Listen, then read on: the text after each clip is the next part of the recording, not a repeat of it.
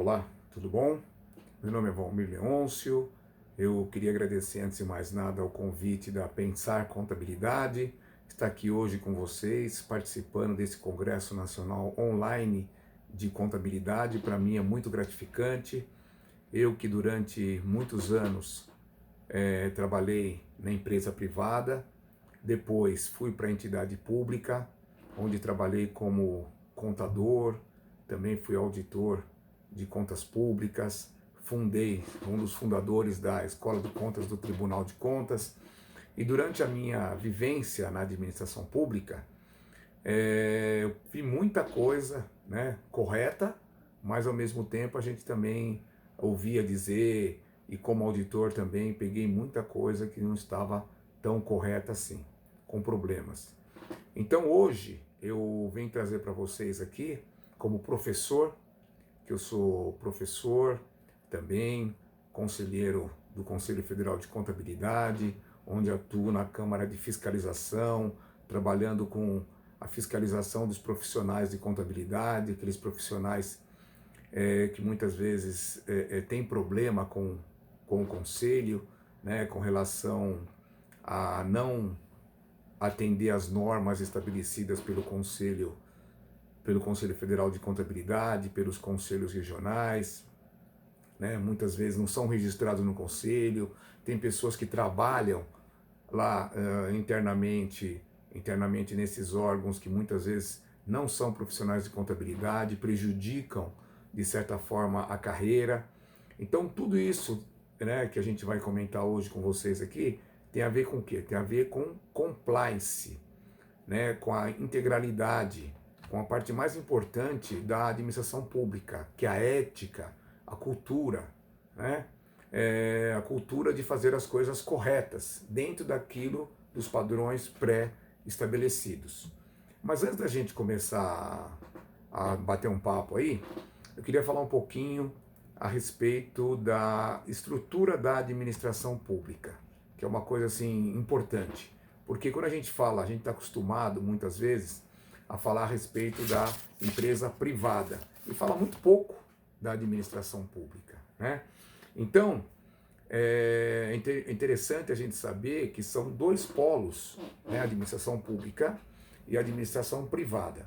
E são dois polos muito importantes também para o profissional de contabilidade, porque no final aqui, vocês que estão nos assistindo, vocês também estão querendo saber novas oportunidades, novos campos de atuação para os profissionais da contabilidade. Isso é importante, a gente ter, conhecer, saber onde pode estar atuando um profissional, né? Porque a gente só conhece praticamente, inclusive na faculdade, a gente vem lá 99% do tempo trabalhando em cima do quê? Trabalhando em cima da contabilidade privada e muito pouco em cima da contabilidade aplicada ao setor público.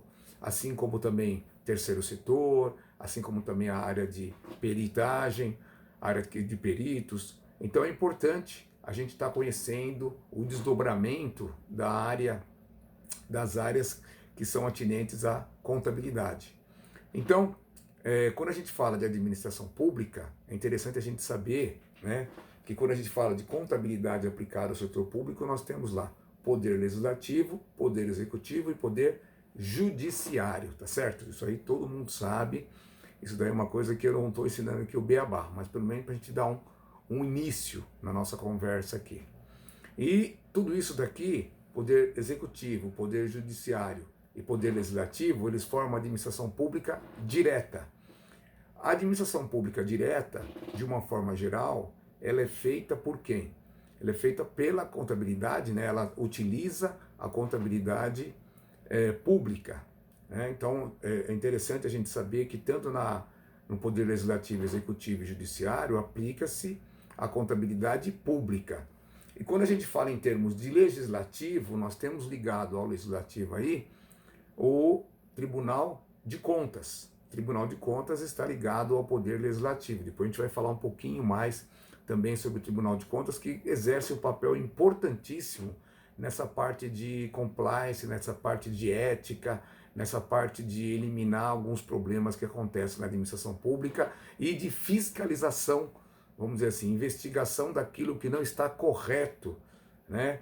Tanto com relação à administração quanto com relação a essa parte que junta a administração com a empresa privada, que aí tem os contratos que são exercidos aí perante os dois.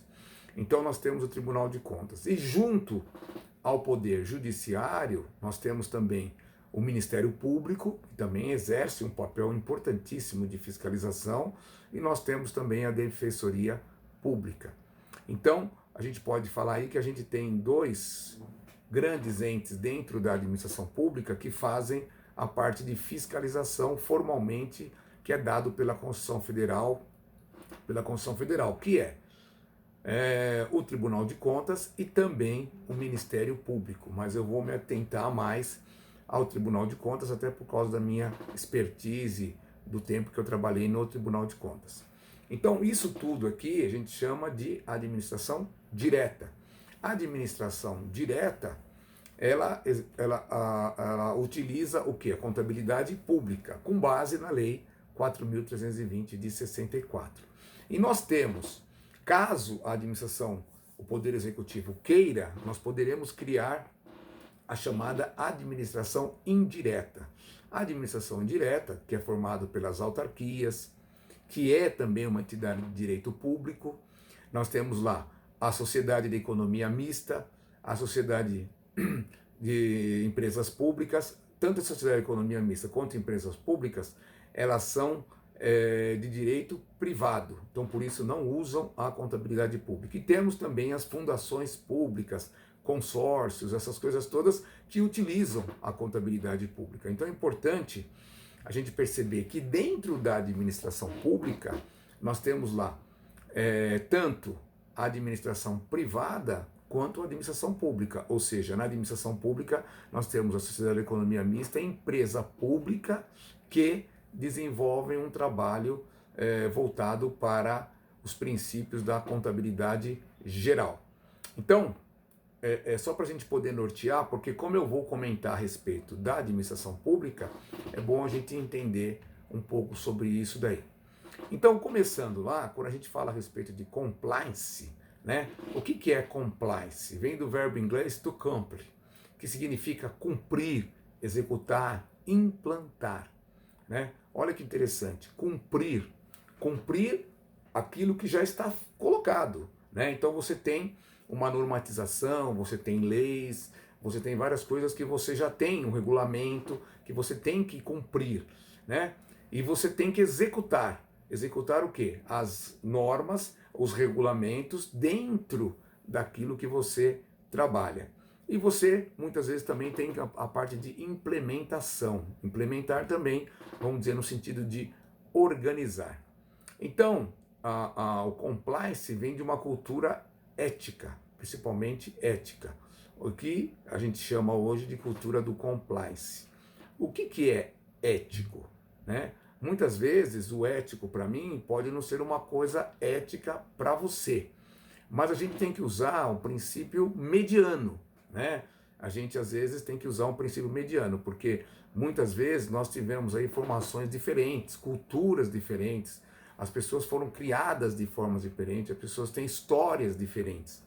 Mas quando a gente pega a coisa ética, é um conjunto de valores e princípios que usamos para decidir as grandes questões da nossa vida e definir nossa conduta. Então nós temos que se basear sempre numa coisa média, né? O cidadão médio, nem para mim e nem para você. O que a sociedade entende como correto? A sociedade em qual nós vivemos, em qual aquela que é a sociedade que a gente habita. Até porque cada país tem a sua cultura e muitas vezes tem uma ética diferente daquela que é praticada aqui no nosso país. Então, estar em compliance significa o quê? Agir de acordo com uma regra, com uma instrução, ou seja, estar em conformidade com as leis e regulamentos internos e também externos. É muito importante a gente entender isso daí, né? Porque muitas vezes a gente complica a situação e a gente fala, pô, mas o que seria compliance? Compliance é viver sob regras e viver de uma forma correta. E hoje, né, tá mais do que na moda, você trabalhar o mais correto possível dentro de um certo padrão, né? E isso vem acontecendo ali desde o começo do nosso novo século, né? Do século 21. Isso vem ocorrendo bastante com novas leis que estão sendo colocadas aí pela administração pública, que a gente vai depois fazer um comentário aqui. Então, as questões fundamentais é assim: eu quero aquilo, eu posso, eu devo. Então são perguntas que a gente se faz, né? Então, de repente você fala assim, quando você quer alguma coisa, se você pode, você deve, você tem que ter aquele, vamos dizer assim, primeira coisa, ter uma paz de espírito, ou seja, será que aquilo que eu estou fazendo é uma coisa correta? Será que não está afetando a vida de um terceiro, a vida de uma outra pessoa, a vida de uma empresa? Será que com isso eu não estou tendo problema, por exemplo, no caso da administração pública, alguém corrompendo a administração pública para poder fazer uma licitação, poder entregar um produto para a administração? Quando ela faz isso, quando ela está corrompendo um servidor público, ela não está ganhando alguma coisa em troca e também não está prejudicando outras pessoas, de certa forma. Muitas vezes aquele pagamento que está sendo feito, ele está sendo feito muito maior do que aquele pagamento que deveria ter sido feito. Será que aquele produto vai ser entregue? Será que o serviço vai ser realizado do jeito correto? Será que a pessoa que está empregando, que está fazendo aquele trabalho, ela está fazendo o trabalho de acordo com o contrato que foi feito? Será que eu estou trabalhando dentro das normas exigidas pela administração pública, dentro dos horários exigidos pela administração pública, dentro das regras estabelecidas? Então tudo isso tem a ver com compliance, tem a ver com integridade da pessoa dentro da administração pública. Ou seja, fazer, escolher, decidir é uma coisa que cabe a você. Você que tem que estar vendo isso. Então, muitas vezes, a gente entra numa situação que é chamado do triângulo da fraude. Olha que coisa interessante. Donald Kruger, né, um escritor inglês, já falava a respeito disso, que são 3 coisas que fazem esse triângulo da fraude: a pressão, a racionalização e a oportunidade. Às vezes, a pressão é o motivo ou incentivo para o indivíduo cometer uma conduta desonesta. Puxa vida, eu estou precisando de dinheiro, eu gastei muito, eu preciso ganhar um pouco mais, eu estou achando que todo mundo faz, eu também vou fazer, todo mundo mete a mão, eu também vou meter, sabe? Por que eu vou trabalhar? Eu sou trouxa, eu vou fazer isso daqui, coisa que eu não precisaria fazer, né? Então você tem uma pressão, muitas vezes, externa, ou até uma pressão interna, para estar cometendo aquele tipo de desvio, aquela coisa, aquela conduta errada, vamos dizer assim. E a racionalização é, muitas vezes, a inteligência que o indivíduo tem para poder depois se dar uma desculpa, poder mostrar por que ele fez aquilo, por que ele agiu daquela forma. Puxa vida, eu agi porque eu estava com um problema na minha casa, por isso que eu tinha que, de repente, usar desse recurso que aqui a administração pública tinha, então eu precisava sair mais cedo muitas vezes para fazer um outro trabalho, para complementar o meu salário. Então a racionalização é a justificativa intelectual, né, o teu conhecimento intelectual que você tem para poder se evadir e não falar o porquê que você realizou aquela conduta. E a oportunidade, né? É uma frase bastante falada aí, que a oportunidade faz o furto, ou seja, o ladrão já nasce feito, né? Então, é interessante a gente pensar nisso, é a facilidade que às vezes acontece, que aparece na frente do indivíduo, que o torna a oportunidade para ele fazer aquele furto. Puxa vida, ninguém está olhando, ninguém está vendo, não vai fazer falta, é uma coisa pequena, eu posso levar isso para mim. Então isso é uma coisa que também pode acontecer dentro da administração pública. Então isso seria, vamos dizer assim, de uma forma geral, chamada de triângulo da fraude. Agora, quando a gente entra no aspecto legal, né, no aspecto legal, depois a gente vai continuar falando a respeito de compliance, mas vamos voltar um pouquinho aqui na parte da administração pública, né, eu quero balancear isso aí para vocês. Quando a gente entra no aspecto legal, eu falei para você que nós temos dois órgãos, vamos dizer, de fiscalização. Por que existe a fiscalização? Porque a gente sabe que tem coisas que vão acontecer errada. E quando o indivíduo sabe que tem alguém olhando, que tem alguém verificando, que tem alguém fiscalizando, a coisa se torna melhor. Opa, se não tem ninguém fiscalizando, não tem problema nenhum. Agora, quando você sabe que pode haver uma fiscalização, que alguém vai olhar aquilo, de certa forma inibe que a pessoa faça aquele tipo de procedimento que cometa de uma forma errada. Então, quando a gente fala a respeito da verificação das contas públicas no setor público, a quem compete? Quem é que fiscaliza? Se nós formos olhar pelo lado da administração pública, todos os entes públicos, vamos dizer assim, que eu falei lá para vocês, poderes executivo, legislativo e judiciário, eles têm que ter um controle interno. Além dos regulamentos, né, que esses entes têm, eles têm que ter um controle interno. Para que esse controle interno? Para verificar se os processos, para verificar se as coisas que tem que fazer na administração pública, elas estão sendo feitas de forma correta. Então é importante isso, né? Verificar se aquilo está acontecendo de uma forma correta. Então, nessa linha, a quem compete fiscalizar as contas públicas no âmbito da administração pública, vamos dizer assim, primeiramente, é o controle interno. O controle interno é até uma coisa importante, interessante, vocês que são, nós, né, vamos dizer assim, que somos da contabilidade, sabermos que geralmente o controle interno, ele é dirigido por um profissional da contabilidade, por um contador, que é uma pessoa especializada em contas públicas, e não só o contador, também outras áreas são importantes, porque hoje a administração pública é muito diversificada, não é isso? E nós temos aí no âmbito externo dois entes públicos que também fazem a fiscalização.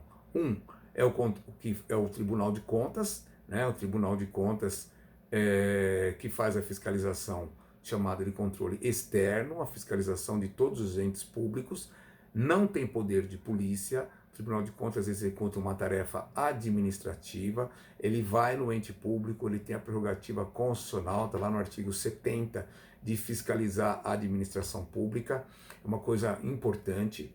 E ele faz o quê? Ele auxilia o poder legislativo nesse mistério. Porque quem tem a obrigatoriedade legal de fiscalizar os atos da administração pública é o poder legislativo, com o auxílio do Tribunal de Contas, que tem a função de fazer a fiscalização contábil, a fiscalização financeira, a fiscalização do orçamento, a fiscalização orçamentária e a fiscalização patrimonial da administração pública. É importante isso. Então, o Tribunal de Contas, ele faz uma verificação geral. Agora, o Tribunal de Contas tem condição de ver 100%? Não dá, ninguém consegue verificar 100% do que acontece em nenhum lugar, nenhuma auditoria privada, né? Nenhuma auditoria privada consegue ver 100% e nenhuma auditoria pública. Então, o Tribunal de Contas, a gente trabalha, vamos dizer assim, de forma de um plano, né? De um PAF, que é chamado Plano Anual de Fiscalização, onde a gente coloca algumas auditorias que a gente vê, que sabe que é importante e que são importantes ser feitas. Trabalhamos também na base de inspeções, na parte de denúncias, né? E também nas demandas que são colocadas aí pelo Poder Legislativo. É importante a gente falar isso. Então nós fazemos um trabalho diferente do Ministério Público. Uma coisa importante, se por acaso o Tribunal de Contas verificar alguma coisa que está, vamos dizer assim, conflitando, está indo ao encontro, melhor assim dizendo, ao encontro do Código Penal, é alguma coisa que interfere com uma pena, que pode inclusive dar cadeia, nós somos obrigados a reportarmos isso daí ao Ministério Público, que quem faz essa parte penal, quem faz essa parte judicial, que verifica isso, é o Ministério Público. Então a competência administrativa é nossa, mas nós localizando, por exemplo, um desvio de caixa, nós somos obrigados a mandar essa informação para o Ministério Público, que vai apurar a denúncia e vai verificar o que realmente aconteceu. Hoje, no âmbito do Brasil, nós temos aí 33 tribunais de contas. Nós temos o Tribunal de Contas da União, que verifica as contas do Brasil inteiro. Nós temos o Tribunal de Contas de cada estado. Quando eu digo Tribunal de Contas verifica as contas do Brasil inteiro, verifica as contas daqueles que são responsáveis por dinheiro público federal. Então, por exemplo, nós temos o balanço, nós temos o orçamento da União. Esse orçamento da União, muitas vezes, ele vamos dizer assim, colocado à disposição dos municípios e dos estados, porque quem gasta o dinheiro, na realidade, não a União gasta, mas também ela distribui esse dinheiro. E tem duas formas de distribuição. Tem a forma de distribuição constitucional, que está lá nas transferências constitucionais. Esse dinheiro, a partir do momento que a União passa para os municípios ou para os estados, esse dinheiro é deles, ou seja, a União não tem nem mais nenhum poder sobre esse dinheiro, então ela não pode fiscalizar. Agora, tem o dinheiro, muitas vezes, que ela faz a respeito de convênio.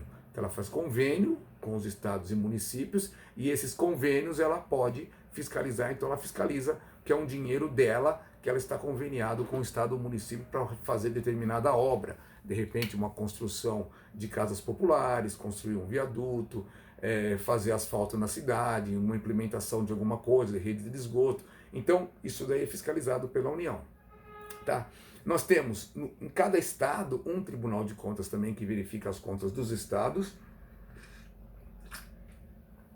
E nós temos também tribunais de contas de municípios, que fiscalizam as contas de municípios. Por exemplo, São Paulo e Rio de Janeiro, cada um deles tem um tribunal de contas só para ele. E nós temos também uma outra figura, que é o Tribunal de Contas dos municípios, que no caso de Goiás, Pará, e Bahia, nós temos lá um Tribunal de Contas que verifica as contas dos municípios. Não é o caso agora, nós não vamos entrar nisso, né? Mas só para vocês terem conhecimento. E quando a gente fala de São Paulo, só para a gente ver o tanto de problema que pode gerar São Paulo, a gente tem aí mais de 12 milhões de habitantes em São Paulo. Mais de 120 mil funcionários públicos na administração, fazendo uma série de trabalhos, e muitos deles, muitas vezes, fazendo contratos, fazendo licitações. E um orçamento, né, para esse ano agora de 2022, de 80 bilhões de reais. Quer dizer, é muito dinheiro, né? Ou seja, nós somos aí o quarto orçamento do país, na frente aí de muitos estados, né, da maioria dos estados aí. Então, quando a gente fala a respeito do compliance, é bom a gente pensar em duas coisas. Primeiro, nós temos aí os órgãos fiscalizadores, né? E, por outro lado, tem uma ação que muitas vezes não entra na parte de fiscalização, mas entra na parte do nosso dia a dia, ali, daquilo que você está fazendo. Será que você se sente incomodado com aquela ação? E se a situação fosse parar nas redes sociais, será que você entenderia que aquilo está correto? Você teria alguma coisa a falar sobre aquilo? Fica desconfortável lendo um jornal sobre a atitude que você pretende fazer?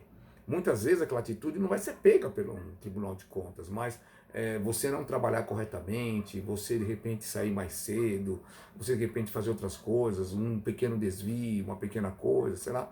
Então são coisas que tudo tem a ver com compliance de uma forma geral. Parecem besteiras, mas a gente tem que ver esse lado da integridade do regulamento que muitas vezes uma entidade tem.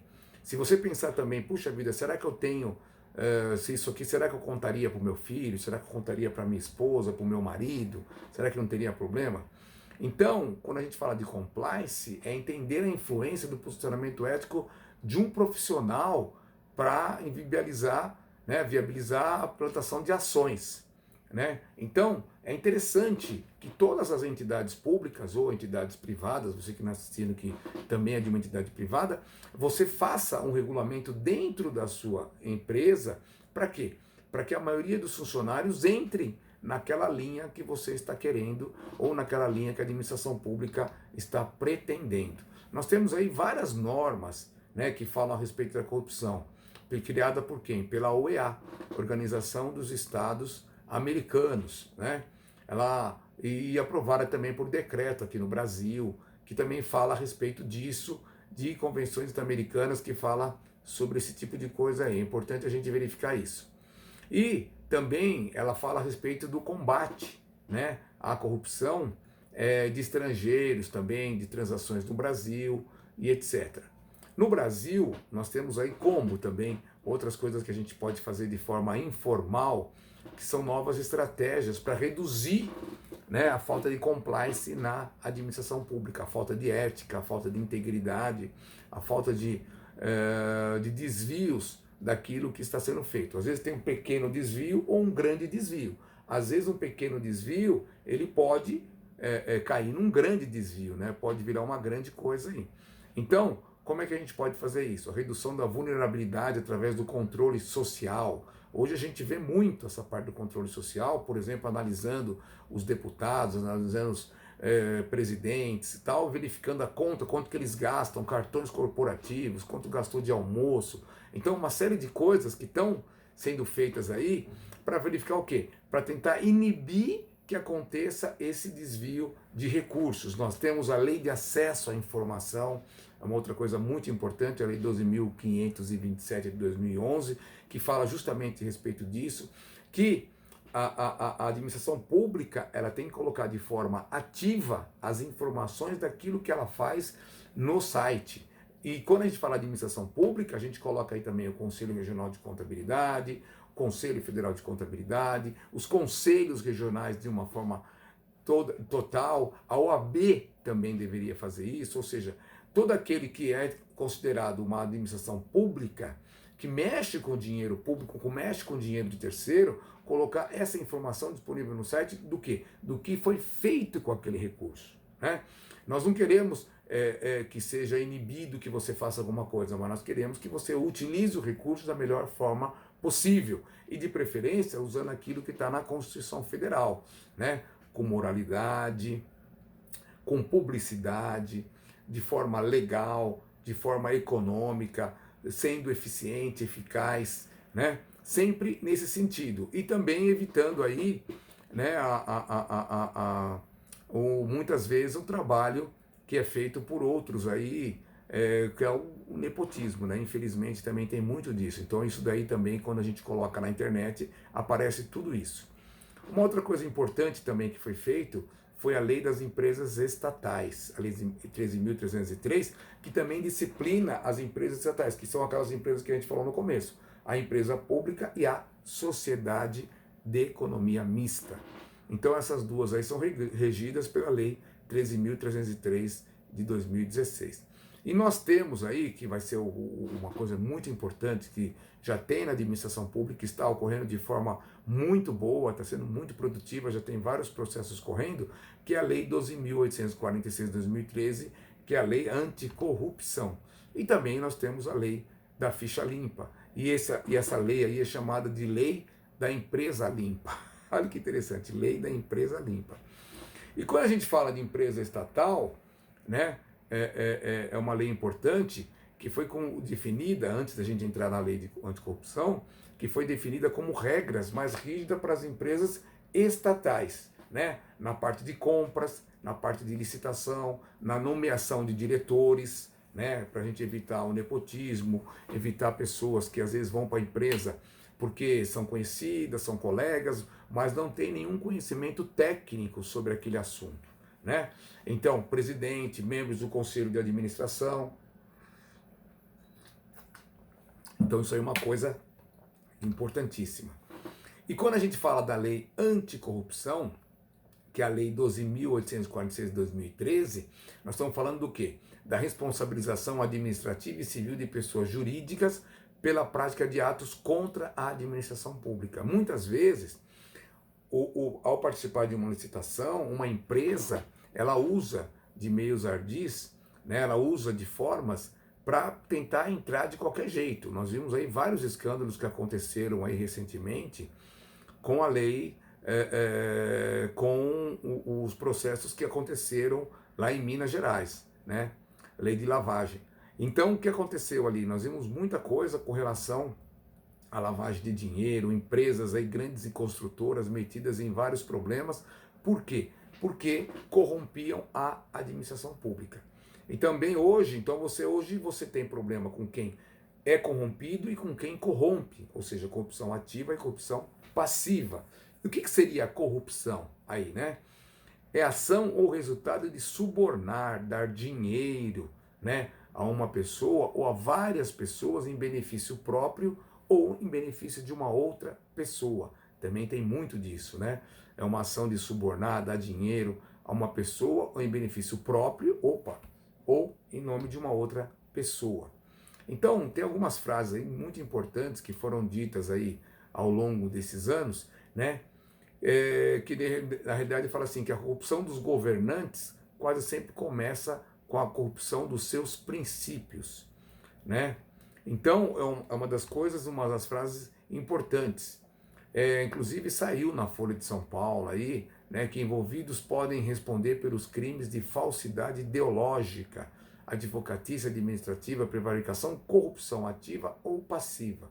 Então, se a gente for perceber, diminuiu bastante o número de empresas tentando corromper a administração pública. Ainda tem, mas com a lei anticorrupção, a gente percebeu que tem diminuído o número de pessoas querendo corromper a administração pública, né? Até porque as sanções são pesadas.